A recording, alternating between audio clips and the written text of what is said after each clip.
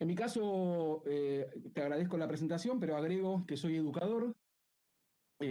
Trabajé como docente en primaria, en secundaria, también fui preceptor, fui directivo de escuelas secundarias. Y estoy trabajando en educación superior como docente y trabajando en capacitación con directivos, particularmente en el conurbano bonaerense durante esta pandemia. Además, soy papá de tres hijos, dos hijas y un hijo, en el sistema educativo, en el nivel primario, en el secundario y en el superior, que no es menor, digamos, ¿no? Poder también mirar desde ese lugar.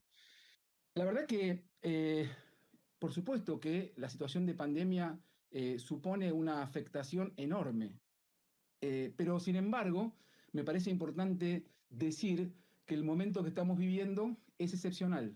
Y cuando digo que es excepcional, aunque esta excepción o esta transitoriedad se nos haga eterna, es excepcional. Por lo tanto, las medidas que hay que tomar en torno a la educación y por consiguiente a nuestros chicos y chicas también tiene que ser excepcional. Ahora, sin embargo, hay algunos sectores de la sociedad que le piden normalidad a la escuela en un tiempo de excepcionalidad.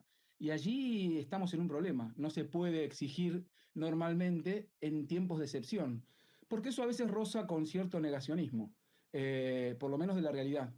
Entonces, me parece fundamental dejar claro, primero que claro que hay una afectación enorme a lo emocional, a lo cognitivo, al normal desarrollo de la vida en las escuelas. La escuela es de cuerpo presente, caminando por los pasillos. Yo soy docente y no saben lo que extraño caminar por los pasillos.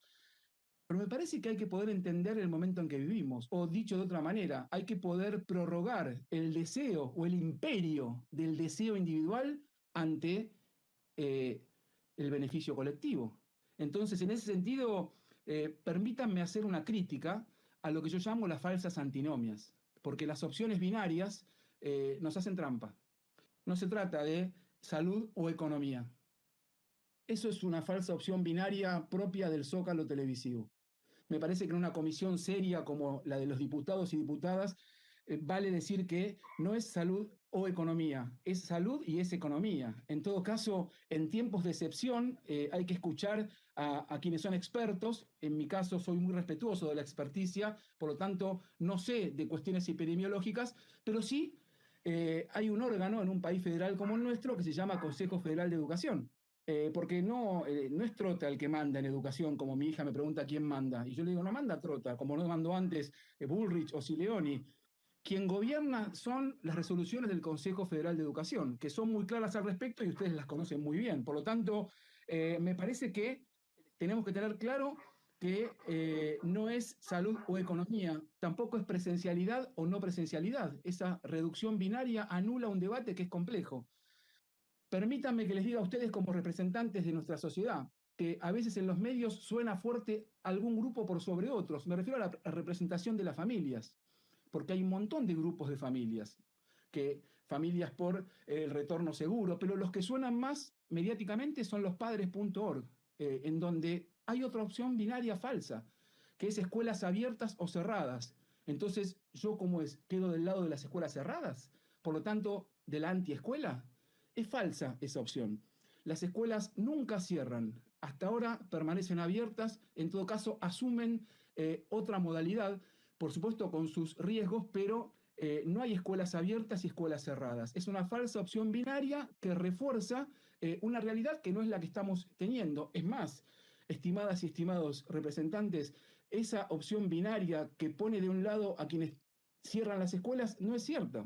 No es cierta, falta la verdad. Y además falta a un reconocimiento clave, que es a la docencia argentina.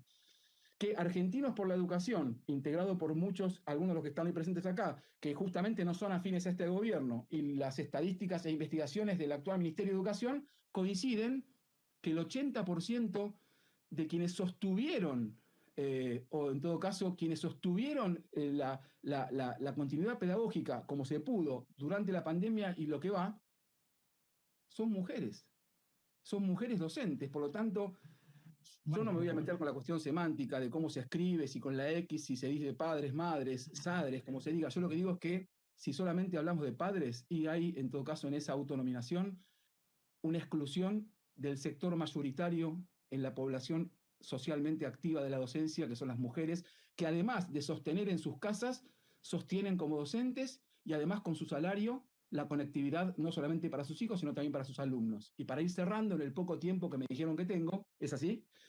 Me parece importante decir que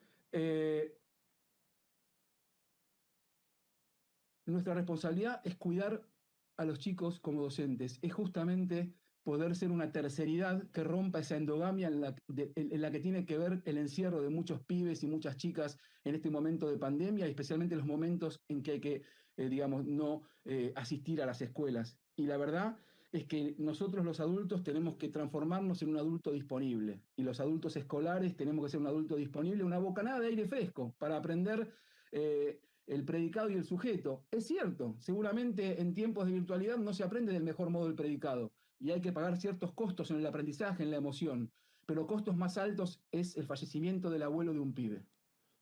Eso no tiene retorno. Y para cerrar, me parece importante entender que la libertad individual es una abstracción. Lo es hace rato en la sociedad occidental. No podemos entender la libertad individual separada de la solidaridad. Me parece que los educadores, las educadoras, independientemente de nuestra afectación política y, y de las discusiones que haya en el recinto y en esta propia comisión, creo que tenemos que reponer el imperativo pedagógico de la solidaridad. Porque eso sí es un aprendizaje que tenemos que hacer conjuntamente en la pandemia. Y cuando digo el imperativo pedagógico, porque quizás algunos se agarran de la palabra imperativo como un poco autoritaria, bueno, la quiero despojar de la condición de arbitrariedad y, y la digo en su condición de urgencia, para salvar vidas. Muchísimas vidas se pierden a cada rato, entonces me parece que lo bueno en este caso es ponernos de acuerdo para ver cómo encaramos a nuestras infancias y adolescencias con el imperativo pedagógico de la solidaridad. Gracias por darme la palabra.